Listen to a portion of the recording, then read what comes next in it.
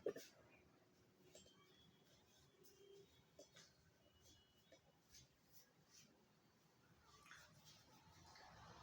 Friends, स्वागत है आप सभी लोगों का आर क्लासेस के इस लेटेस्ट वीडियो में।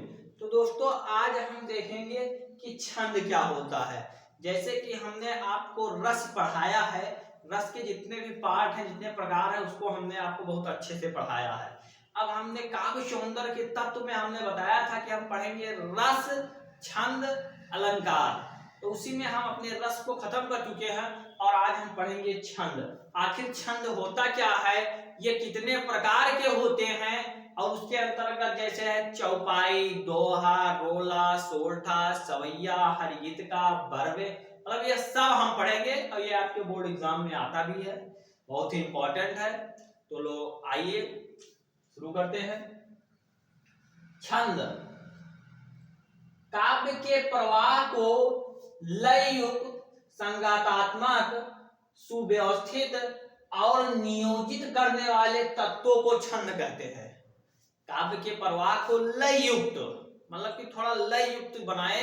जैसे आप किसी, जैसे है मैंने चौपाई यहां लिखी हुई है, जय हनुमान ज्ञान गुण सागर, जय कपीस तिहु लोक उजागर, रामदूत अतुलित बलधामा, अंजन पुत्र पवन सुत नामा।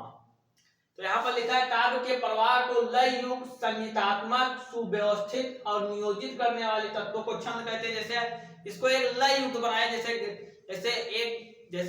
लय युक्त बनाते हैं, ऐसे कहते हैं कि जय हनुमान ज्ञान गुण सागर, जय कपीस तिहु, मतलब ये गा रहे हैं, मतलब एक संगीतात्मक, एक संगीत के समान इसको प्रयोग कर रहे हैं। तो ये क्या है, ये छंद है। छंद में दोहा, सोरठा, रोला, सवैया ये सब आते हैं। छंद के प्रत्येक चरण में वर्णों का क्रम या मात्राओं की संख्या निश्चित होती है। छंद तीन प्रकार के होते हैं, एक होता है वार्णिक छंद, एक मात्रिक छंद, मुक्तक छंद। वार्णिक छंद है उसको देखिए आप, जिस काव्य की रचना वर्णों की गणना के अनुसार की जाती है उसे वार्णिक छंद कहते हैं। मात्रिक छंद है, देखते हैं आपको क्लियर है बोर्ड पर।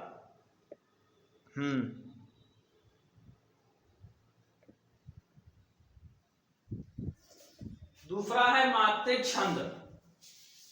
तो यहां पर है जिस काव्य की रचना मात्रा की गणना के आधार पर की जाती है उसे मात्रिक छंद कहते हैं।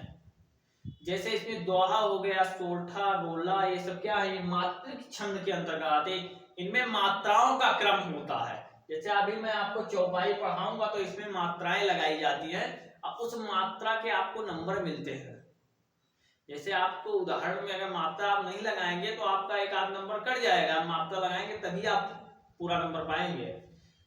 तो मात्रिक छंद है। मुक्तक छंद है, स्वतंत्र रूप से की जाने वाली रचना को मुक्तक छंद कहते हैं। इनमें जो वर्ण मात्रा का कोई बंधन नहीं होता, इनमें जो वर्ण मात्रा है उनका कोई बंधन नहीं होता है। अब आप देखिए चौपाई।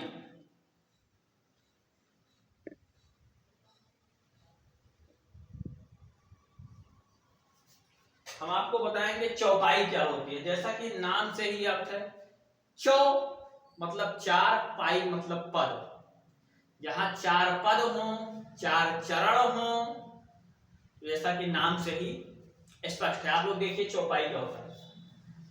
तो चौपाई यह एक सममात्रिक छंद है। इसके जो लक्षण है, यह एक सममात्रिक छंद है। चौपाई में चार चरण होते हैं तथा प्रत्येक चरण में 16 मात्राएं होती हैं। जैसे है आपने चौपाई, रामचरितमानस में बहुत चौपाई है। जैसे है बंदहु गुर पद पद्म परागा, सुरुचि सुबास सरस अनुरागा, अमे मुरमय चारण चारु, शमन शकल भव निज परवारु। क्या है, चौपाई है। ये भी इसका उदाहरण है चौपाई का। यहां पर हमने लिखा हुआ है उदाहरण, जय हनुमान ज्ञान गुण सागर, जय कपीस तिहु लोक उजागर, राम दूत अतुलित बल धामा, अंजनी पुत्र पवन सुत नामा। ये एक चौपाई है जो हमने एग्जाम्पल लिया है, इस पर मात्रा लगती है। यहाँ पर लिखा गया है इसके प्रत्येक चरण में 16-16 मात्राएं होती है। आप लोग गिन लीजिए।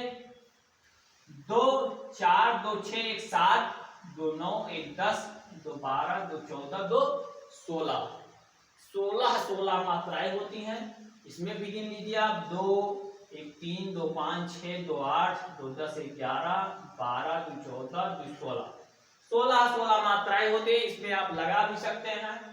आप कहे तो मैं आपको लगा कर भी बता सकता हूँ। छोटा अ इ ओ, छोटा छोटी छोटा ओ के लिए आप एक मात्रा लगाएंगे। अ आ इ ई ओ। मतलब कि अगर बड़ा बड़ी बड़ा ओ बड़ी बड़ी के लिए आप 2 मात्रा लगाएंगे। आइए मैं आपको लगा कर दिखाता हूं।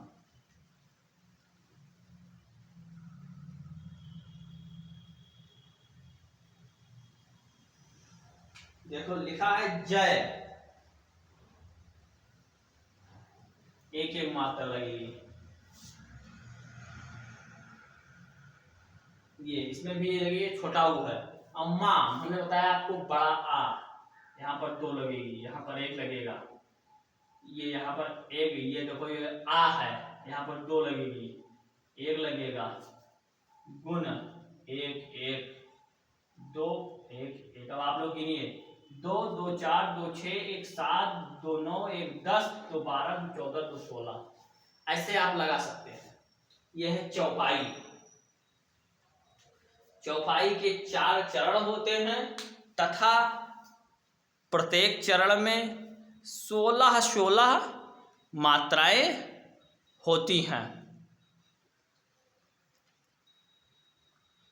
अब इसके बाद में हम दोहा पढ़ेंगे। चौपाई के आपके बुक में कई एग्जाम्पल लिखे हुए हैं, आप उसको एक एग्जाम्पल याद कर लीजिए। डेफिनेशन नाम से ही क्लियर है। चौपाई मतलब 4, जहाँ 4 पद हों, यहाँ पर लिखा गया है। ऐसे भी आज जहाँ कविता में 4 चरण होते हैं तथा प्रत्येक चरण में 16 मात्राएं होती है, उसे चौपाई कहते हैं। ऐसे भी आप लिख सकते हैं। तो आई होप कि आपको चौपाई छंद के जो प्रकार हैं बहुत अच्छे से समझ में आया होगा। क्लास 12 के बोर्ड एग्जाम में चौपाई, दोहा, लोला इसमें में से सोरठा 4 में से एक जरूर आता है। तो वो नेक्स्ट वीडियो में हम दोहा और लोला या सोरठा को लेकर आएंगे। तब तक के लिए आप लोग इसका नोट्स बनाइए, इसको तैयार कीजिए। अगर वीडियो पसंद आई हो तो वीडियो को प्यारा सा लाइक करिए, चैनल को सब्सक्राइब करिए, बेल आइकन को प्रेस करिए। आप इस कंटेंट को ज़्यादा से ज़्यादा अपने दोस्तों के पास शेयर करिए। आप लोगों का सपोर्ट मिल रहा है। हमारे 1K सब्सक्राइबर भी कंप्लीट हो चुके हैं। ऐसे अगर आपका सपोर्ट बना रहा तो हम बहुत जल्द ही आपको बहुत अच्छी क्वालिटी की शिक्षा देंगे। जैसे ये बोर्ड है, इस पर स्मार्ट बोर्ड पर आपको पढ़ाएंगे, बहुत अच्छा आपको क्वालिटी देंगे। तो तब तक के लिए धन्यवाद। मिलते हैं नेक्स्ट वीडियो में। Thank you, bye bye.